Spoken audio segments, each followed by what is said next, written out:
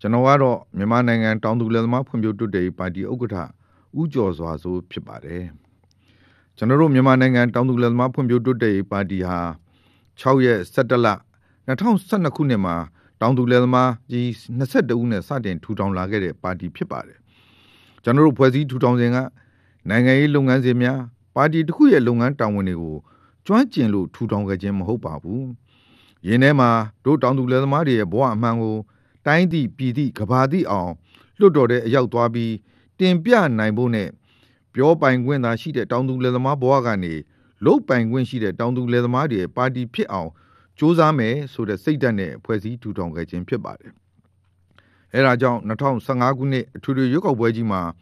တောင်သူလယ်သမားပါတီအနေဖြင့်လွတ်တော်ကိုယ်စားလှယ်ပေါင်း186ဦးပါဝင်ရှင်ပြိုင်ခဲ့ပါတယ်။ပါဝင်ရှင်ပြိုင်ခဲ့ကြတဲ့တောင်သူလယ်သမားစစ်ကြီးတွေဟာစိတ်ဓာတ်ကသာပြင်းထန်ပြီးနိုင်ငံရေးဆိုတဲ့အတွေ့အကြုံနည်းတော့ပြေးကပြေးပန်းတိုင်မရောက်ဖြစ်ကာရွေးကောက်ပွဲအောင်နိုင်ခဲ့ခြင်းမရှိဘူးဖြစ်ခဲ့ရပါတယ်ကျွန်တော်တို့တိုင်းပြည်မှာကျေးလက်နေပြည်သူတွေဟာတိုင်းပြည်ရဲ့လူဦးရေ85ရာခိုင်နှုန်းရှိပြီးအားလုံးဟာစိုက်ပျိုးမွေးမြူရေးကိုလုပ်ကိုင်နေကြတဲ့ကျေးလက်နေတောင်သူလယ်သမားများသာဖြစ်ကြပါတယ်တနည်းအားဖြင့်ဆိုရင်နိုင်ငံသားအားလုံးရဲ့85ရာခိုင်နှုန်းဟာတောင်သူလယ်သမားများသာဖြစ်ကြပါတယ်ကျွန်တော်တို့တောင်သူလယ်သမားများဟာဒီမိုကရေစီလည်းနားမလည်ဘူးဒီမိုကရက်တစ်လည်းနားမလည်ပါဘူးသူတို့ဘဝမှာစားဝတ်နေရေးနဲ့လုံးပန်းနေရတော့ဘာမှမလေ့လာနိုင်ဘူးဖြစ်နေကြပါတယ်ဒါတွေကိုကူညီဖြည့်ရှင်းဖို့ဘဝတူတောင်သူလယ်သမားပါတီကကူညီဆောင်ရွက်သွားမယ်လို့ပြောကြားပါရစေခင်ဗျာတိုင်းသူပြည်သားအားလုံးဟာခေတ်ကျက်တဲ့ကာလအတွင်းမှာစီးပွားရေးများအဖက်ဖက်ကမလုံနိုင်ကြတော့တဲ့အတွက်စားဝတ်နေရေးကြက်တဲကြတာဘယ်သူမှငင်းလို့မရကြပါဘူးယခုလာမဲ့ရွေးကောက်ပွဲအပြီးမှာအစိုးရအသစ်ပေါ်ပေါက်လာတော့မှာဖြစ်တဲ့အတွက်နိုင်ငံရေးအပြောင်းအလဲတွေရှိလာတော့မှာဖြစ်ပါတယ်နိုင်ငံရေးပြောင်းလဲလာရင်စီးပွားရေးလည်းကောင်းမွန်လာမယ်ဆိုတာ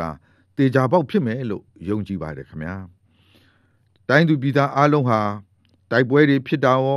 ာနိုင်ငံရေးပြိပက္ခဖြစ်တာရောစိတ်ဝင်စားကြဘူးသူတို့စိတ်ဝင်စားတာစီးပွားရေးတစ်ခုပဲဆိုတာသိပါတယ်တိုင်းပြည်တည်ငြိမ်မှစီးပွားရေးကောင်းမွန်မှာဖြစ်ပါတယ်ရွေးကောက်ပွဲအောင်မြင်စွာကျင်းပပြီးရင်အယက်သားဆိုရတရပေါ်ပေါက်လာရင်တိုင်းပြည်တည်ငြိမ်သွားဖို့တေချာသွားပြီဖြစ်ပါတယ်ကျွန်တော်တို့မြန်မာနိုင်ငံတောင်သူလယ်သမားဖွံ့ဖြိုးတိုးတက်ရေးပါတီဟာပြည်ထောင်စုတဝင်းလုံးပြိုင်တဲ့ပါတီကြီးတစ်ခုဖြစ်ပါတယ်ကျွန်တော်ရဲ့ကိုယ်စားလှယ်တော်များဟာလည်းလူငယ်လူရွယ်များနဲ့တကယ်မြေပြင်မှာလက်တွေ့လုပ်ငန်းလှုပ်ဆောင်တဲ့သူတွေများစွာပါဝင်ကြပါတယ်ရွေးကောက်ပွဲစနစ်ဟာဟိုးရင်တုန်းကလို့မဟုတ်တော့ပဲ FPTV စနစ် PR စနစ်ရောနှောပြီးလှုပ်ဆောင်သွားမှာဖြစ်တဲ့အတွက်ကျွန်တော်ပါတီရဲ့ကိုယ်စားလှယ်များဟာလွတ်တော်တဲကိုအထိုက်အလျောက်ရောက်ရှိကြမှာဖြစ်ပါတယ်ကျွန်တော်ကတော့ကျွန်တော်ရဲ့ကိုယ်စားလှယ်လွတ်တော်ကိုယ်စားလှယ်လောင်းများကိုပြည်သူတွေပေါ်မှာကိုချင်းစာစိတ်ထားဖို့ရိုင်းမင်းကူညီဖြည့်ရှင်းဖို့ပြည်သူတွေပေါ်မှာစိတ်ရင်းစေတနာကောင်းကောင်းထားပြီးသူတို့ရဲ့ဘဝအခက်အခဲတွေကိုလိုက်ပါဆောင်ရွက်ဖို့အထူးမှာကြားထားပါတယ်ခင်ဗျာကျွန်တော်တခုလောက်တိုင်းသူပြည်သားတွေကိုတင်ပြလိုပါတယ်ဒီအချက်ကတော့အရေးကြီးဆုံးဖြစ်တဲ့စင်ရဲမွဲတေမှုဆိုတဲ့တိုင်းပြည်ရဲ့ဘုံရန်သူကိုတိုက်ထုတ်ပြရမှာဖြစ်ပါတယ်လူစင်းရဲရင်စိတ်စင်းရဲမယ်စိတ်စင်းရဲရင်အမြင်မကြည်လင်တော့ဘူးအမြင်မကြည်ရင်ရန်လိုလာတယ်ရန်လိုလာရင်ငြိမ်းချမ်းမှုဟာပျောက်ကွယ်သွားကြပါတယ်စင်ရဲမွဲတေမှုတွေကိုဘယ်လိုတိုက်ဖြစ်ပြရမလဲဆိုရင်ကျွမ်းကျင်သူတွေနဲ့ပေါင်းစည်းပြီးတိုက်ဖို့လိုပါတယ်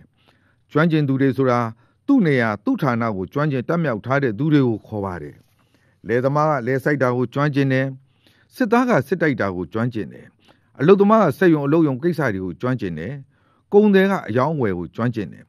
ဘယ်လုပ်ငန်းမဆိုကျွမ်းကျင်မှအကျိုးပေးတာဖြစ်ပါတယ်ဒါတွေကိုလူမှန်နေရာမှန်ပြန်ဖြစ်အောင်နေရာချနိုင်ရင်ကျွန်တော်တို့တိုင်းပြည်ချမ်းသာသွားမယ်ဆိုတာသဘောပေါက်စေလိုပါတယ်နိုင်ငံရေးဆိုတာအထွေထူးမဟုတ်ပါဘူးဗိုလ်ချုပ်အောင်ဆန်းလည်းပြောသွားဘူးပါတယ်နိုင်ငံရေးဆိုတာပြည်သူလူထ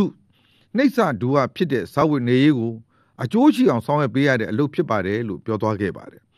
ကျွန်တော်တို့နားလည်သင်ကြားခဲ့တာလဲနိုင်ငံရေးဆိုတာလူမှုရေးအပေါင်းစီးပွားရေးညီမျှခြင်းနိုင်ငံရေးလို့သင်ယူခဲ့ရပါတယ်လူမှုရေးဆိုတာအများပြည်သူရဲ့ဘဝကိုကူညီဆောင်ရွက်ရမယ်ကယ်ဆယ်ရမယ်ရိုင်းမင်းရမယ်မျှတရမယ်ဆိုတဲ့ကိုချင်းစာစိတ်မွေးပြီးလုပ်ရတဲ့အလုပ်ဖြစ်ပါတယ်စီးပွားရေးဆိုတာကလည်းမိမိဘဝမြင်မာတိုးတက်အောင်မိမိပတ်ဝန်းကျင်မြင်မာတိုးတက်အောင်မိမိတိုင်းပြည်မြင်မာတိုးတက်အောင် စာဝင်နေအဖက်ဖက်ကမြန်မာတိုးတက်ပြေလဲအောင်ဆောင်ရွက်ခြင်းပဲဖြစ်ပါတယ်အဲ့ဒီနှစ်ခုပေါင်းမှလူမှုရေးအပေါင်းစီးပွားရေးညီမျှခြင်းနိုင်ငံရေးဆိုတာဖြစ်ပေါ်လာတာပါဒါကြောင့်နိုင်ငံရေးဆိုတာပြည်သူကြားကပေါက်ဖွာလာတဲ့ပြည်သူတွေ